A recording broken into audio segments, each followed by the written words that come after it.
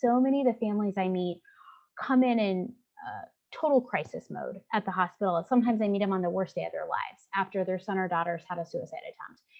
And and in those moments, as I'm talking to the families, I give them education, right? About how do we make the home safer? How do we prevent something like this from happening again? And I really started thinking about, gosh, if I could give this education sooner, maybe we wouldn't be here having this conversation. So that's really where the partnership with the community started. I can spend 3 hours in the ICU meeting with a family, or I can spend 3 hours at a presentation in the community with maybe hundreds of parents talking about ways to prevent that really awful outcome. So that's been something I really enjoy. I still do both now, but it's been really inspiring to think about the prevention work that we're able to do when we partner with parents in the community. Every single one of us is a leader and could be a leader. It started with a local coalition in our county. Strategies you know, but stories you don't. Data is the currency of prevention. We want to reduce the negative and we want to promote the positive. Collaboration is the only way to move the prevention needle. About connecting the research with the practitioner. Put something out there that was kind of off the wall and create a community of prevention. It's a passion, it's a real love to try to help make our world a little bit better, a little bit happier, small pieces at a time. It's said an overnight success takes 16 years. If we didn't plan for the change, but if we didn't help orchestrate it, then change is going to be upon us. When it comes to the spiff, slow is smooth and smooth is fast, because the real power is in the process. Ultimately, all of us want success in the work we're doing. We don't want to do mindless work. Proactive, participatory planning promotes positive, preventive progress. This is the Mid-America PTTC podcast, where we believe prevention is better together, and together we are stronger. I'm your host, Dave Clausen, and I'm the director of the Mid-America Prevention Technology Transfer Center, and this is episode 38. And in today's episode, I had the pleasure of speaking with Dr. Shayla Sullivant and Alex Hartwig from Children's Mercy in Kansas City. They share some of the work they're doing to empower parents to address the hard topics that can be uncomfortable and talk about changes each one of us can make within our own homes to make them safer. And just a few of the topics that they cover: eating disorder prevention, home safety, screen time, self-care, substance use, including vaping, and suicide prevention. Their signature program, Prepped and Ready, is a presentation to help equip parents for the transition into parenting teenagers. They understand this transition is a time of tremendous change for teens, and it can be overwhelming as a parent to even know how to help. Prepped and Ready aims to help parents learn what steps you can take before a crisis develops. But before we get into today's episode, we'd like to thank our funder, the Substance Abuse and Mental Health Services Administration. And a quick note: although funded by SAMHSA, the content of this recording does not necessarily reflect the views of SAMHSA. But without further ado, let's get into today's episode. All right, welcome to this episode of the Mid-America PTTC podcast. Y'all, I'm excited to introduce my two guests today, Dr. Shayla Sullivant and then Alex Hartwig. Been looking forward to recording today's episode. They've got some great stuff going on. I'm not going to actually tell you what it is yet because you got to listen. But hey, Dr. Sullivant, Alex, welcome. Thank you. It's a pleasure to be here. Yes, glad to have you. Now, I like to start each episode off with just talking a little bit about sort of your background. I know some folks in our region might not be familiar with the work you guys are doing. But yeah, if you could just share me a little bit about sort of who you are and what you do. Sure. Well, I can go first. So this is Shayla. I grew up, Dave, in Kansas City and work now at Children's Mercy Hospital in Kansas City. And we work at both locations in both Kansas and Missouri. And I have a clinical practice where I see patients in the outpatient setting in my office, but I also see patients that come into the hospital that maybe have some high medical acuity and also have some difficulty with depression or anxiety, things like that. The other part of my work is based on suicide prevention research, and that's where I partnered with Alex. I'm Alex Hartwig. As Dr. Sullivant said, I partner with her on her suicide prevention work. I also work with several other doctors within the community or within the hospital who have different behavioral health projects that they work on, but hers is primarily the biggest one I work with. All right. It is a big project. Y'all have heard a little bit about it already, but we'll get to that. Keep on listening. Great stuff going on. Well, I'm glad you both are here. And if you didn't catch it, folks, talked about partnerships and a little bit about prevention. But I got to start things off. Dr. Shayla, you shared a story when we were prepping for this about eventually getting out of your office and engaging with the community. And at the Mid-America PTTC, we do believe prevention is better together. And our goal is to build the community, to build the capacity. So I got to have you share that story if you would. Of course, of course. Yeah, I love working with patients. I mean, Dave, that is really the thing that just drew me to this work. I love working with patients and families, seeing them get through that rough period and recover and go on to live meaningful lives. So that's really the bread and butter of what I do. However, I really spent the first several years of my career just in my office, with the door shut with patients and families one-on-one. And as I started focusing more on suicide prevention and thinking about what we can do to make our community safer, I started getting more involved in the community. So attending community meetings on suicide prevention, and really started learning about all the initiatives going on and all the different people that I could link up with and partner with. And it really got my brain going with how I spend my time and realizing that so many of the families I meet come in total crisis mode at the hospital. Sometimes I meet them on the worst day of their lives after their son or daughter's had a suicide attempt. And in those moments, as I'm talking to the families, I give them education, right? About how do we make the home safer? How do we prevent something like this from happening again? And I really started thinking about, gosh, if I could give this education sooner, maybe we wouldn't be here having this conversation. So that's really where the partnership with the community started. I can spend 3 hours in the ICU meeting with a family, or I can spend 3 hours at a presentation in the community with maybe hundreds of parents talking about ways to prevent that really awful outcome. So that's been something I really enjoy. I still do both now, but it's been really inspiring to think about the prevention work that we're able to do when we partner with parents in the community. I love it. It sounds very similar to my path to prevention, starting out as a police officer and wanting to get upstream. So as we say in the prevention field. Now, you've got a lot of great insights and knowledge from working in the hospital, but then also, that community approach, that prevention. Let's pull the curtains back. Y'all have built something from that. What is it? What have you created together? We have. So we have developed a program called Prepped and Ready, Parenting into the Teen Years. And this is really an educational program for parents. I will tell you, I am a working parent myself, and so I'm very aware of how little time parents have at their disposal. So we made it a pretty brief intervention. Usually it's over in under 2 hours, but it's a presentation to help empower parents with ways to make the home safer with their teenagers. We really try to touch on lots of different topics that are applicable for those that are raising caregivers. We talk about the teenage brain and impulsivity. We talk about vaping. We talk about eating disorders. We talk about screen time. That's the current nemesis in my household right now with the pandemic and raising my own children. But then we also spend quite a bit of time talking about suicide and how do you ask those difficult questions of that young person that you care about?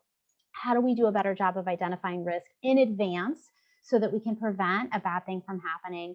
And safe storage, one of the most evidence-based ways to prevent suicide, how do we store those items in our homes, like firearms and medication. So we really make a big emphasis on that. And then we pair it with actual tools that we give to the caregivers, because the research is really clear on this, that education alone is valuable, but when you pair education with actual tools to make changes, we tend to see more changes that stick. Ooh, you listeners couldn't see it, but I'm over here just smiling and nodding. I like it.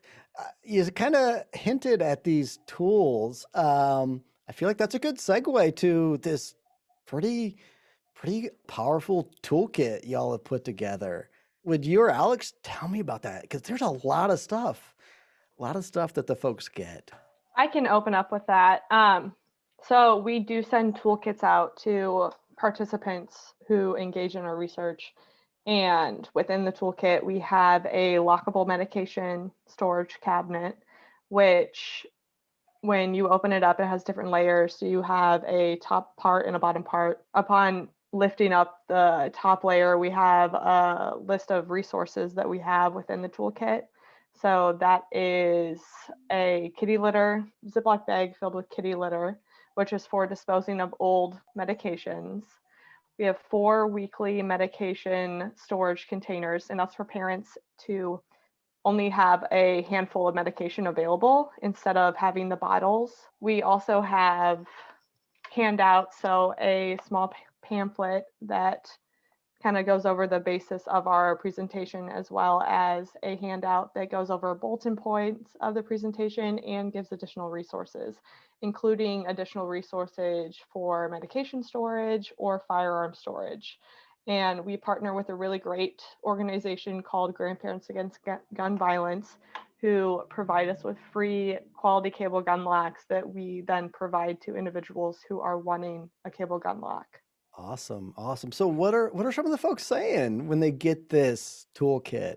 They are saying that they kind of are surprised that they're using it as much as they did, or that it's helping them, especially those weekly medication containers. It's helping them stay organized with their medication as well, or their vitamins.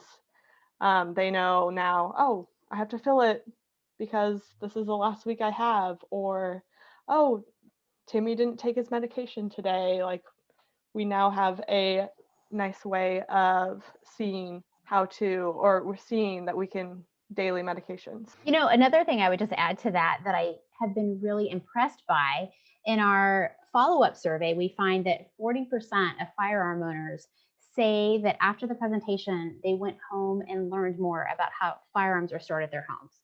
And so I think often what we see is that we may not have the firearm owner actually attending the presentation. It may be the other parent in the home that owns the firearm. And so we are stimulating conversation. We are encouraging people to go home and talk more about, hey, how do we have this stored at our house? And is it unloaded? Is it locked up with the ammunition locked up separately, just like the police officer says? That's a really important one. We also even talk about what types of guns. Many people are under the impression that long guns are safe. And that is not what we have learned from the police officers. We have learned that many suicides are actually done with long guns. And so even if you have shotguns or rifles, that they all need to be stored safely. Some parents say that they didn't know they had a gun within the home until they had that conversation. And so I think, kind of as Dr. Sullivant said, it opened up a great way to communicate with your family on potential areas of improvement within the home. I like how you mentioned empowering the parent or caregiver to even just say something, start a conversation. Can you tell me a little more about that? What has that been like? The response been like? It's been really good. You know, I think that one thing we really want to emphasize is that this presentation is not just about your son or your daughter, but what about your daughter's friend who hasn't been showing up to basketball practice? Have you thought about calling one of her parents to check in and see if she's doing okay? I think that several parents really have commented that it gave them the courage to speak up about a situation that they were witnessing and they just weren't sure how to handle it. So I think one of the things we call out, and that's one of the things you learn in psychiatry training, is to call out the awkward and just acknowledge it. You know, when you feel tension in a room, you acknowledge it. Hey, it seems like you're angry at me, or that kind of thing. In this situation, I encourage caregivers to acknowledge this is awkward. Yes, you may feel awkward calling another parent because you have a concern, but wouldn't you want someone to call you if they have the same concern about your son or daughter? So I think really just encouraging people to take the time to do that is something we're excited about, because frankly, we know that when a tragedy happens in a community, when a young person is lost to suicide, often there were warning signs, and there were people in the community that saw concerns or had awareness of risk, but they just weren't quite sure what to do with it. And so we're just encouraging people, hey, you don't have to have perfect answers, but lean into that discomfort and say something. Lean in, say something. Just that little bit of just caring can make such a difference in somebody's life. Yes. You've mentioned the presentation a couple times. You even mentioned working with law enforcement. Yes. How does this presentation work? In this COVID era, virtual world we live in, can folks attend? Can they host? How does that work? That's a great question. So we have had to adjust our approach just like everybody else during this COVID era. And I have to tell you, as much as I am a fan of being live in person with people, I like to see a room full of people. I want to see you either nodding your head and smiling, or if you're falling asleep, then I know I need to change up my game, right? And so I love that live presentation. However, it has its limitations, right? And people can't drive 2.5 hours to get to an evening presentation on a school night. And so what we have found, since we had to stop doing live presentations in person because of COVID, was that we have been able to include and invite participants that never would have been there before. So for example, we used to have a school auditorium and only had so many seats. Well, now, of course, when you're on a Zoom call, hopefully you have the webinar version where you have a lot of open access. And so that has been a really good opportunity for us. So lately what we've been doing is strictly virtual presentations. So DECA recently hosted us, and that was one of our most well-received. Goodness, they had quite a few people join. I forget the exact numbers, but certainly over 150. And it just is exciting, because what we know is that many people that attend end up sharing something they learned. The majority report to us that they did with a friend or a family member. And so we're just hopeful that this message continues to spread throughout our community. I love those folks at DECA. They are some awesome prevention leaders. And if y'all can't tell, Dr. Shayla and Alex just jive with what we believe at the PTTC as well. Just together is better. Together we are stronger. And what would be sort of one last closing call to action, or if you're going to remember something from this episode, remember this. What do you got for us? So one thing I would say is that when I first started this work, people told me, oh, Dr. Shayla, you can't talk about firearm storage in Kansas or Missouri or the Midwest. That's too politicized and people are going to get all fired up and angry. And I have had such a different experience. When you look at the feedback from firearm owners, what we find is that firearm owners want a safe community just like anybody else. And I think that that's pretty obvious, but I think what we're learning is that when we focus on safe storage, this is something that everyone can get behind. This is not about being pro-gun or anti-gun. This is about being safe with guns, being safe with medications within our own homes. And so that's the thing that I really want people to think about, is that this doesn't have to be divisive. And this could really lead to an environment where we are an outlier in our community, that we may have a higher prevalence of firearm ownership in the Midwest, but we don't have to have a higher prevalence of suicides. We could actually be way below average. And that's my goal. I think that if we become exquisitely safe with how we store our firearms, then we will see a change. And I'm really excited about that. I hear passion. I like it. I like it. Alex, any final shout outs, call to actions, or if you're going to remember something, remember this? I think I kind of just reiterate what Dr. Sullivant has said, the importance of the community work. Together is better. Awesome. So now for the listeners, where can they go get more information on Prepped and Ready, or connect, follow, stay up to date with what y'all are doing?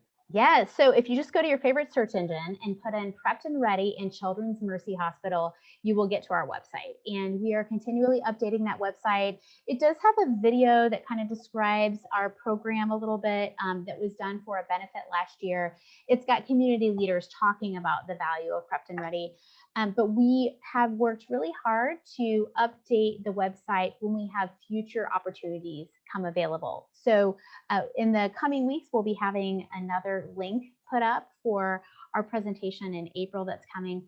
And then eventually, when our video programming is up and running, we'll have links to that as well. So please check our website and don't hesitate to check back with us. All right, I'll put a link to your website in the show notes. And folks, if you've got a conference you're planning in the near future, if you've got some training to fill, I think you might know who to call. Certainly. This is something I just love. It's one of my most favorite parts of my work is doing these presentations. So don't hesitate to reach out. The other way to get a hold of us is just to email preppedandready@cmh.edu. I was going to say that's also listed at the very bottom of our Prepped and Ready page at Children's Mercy. Our email is. So that's a quick way of getting there too. Outstanding. I like it. I like it. Hey, you both are awesome. Doing great work. I'm so glad our paths have crossed, and hey, together is better. Glad we're all on the same team, the Mid-America PTTC. Thank you all for joining us today. Dave, thank you so much. This was a pleasure. That concludes this episode. Thank you all for not only taking time to listen, but your continued work to make our region safe, healthy, and drug-free. If you'd like to know what training we have coming up, check out our website at pttcnetwork.org. And remember, prevention is better together, and together we are stronger.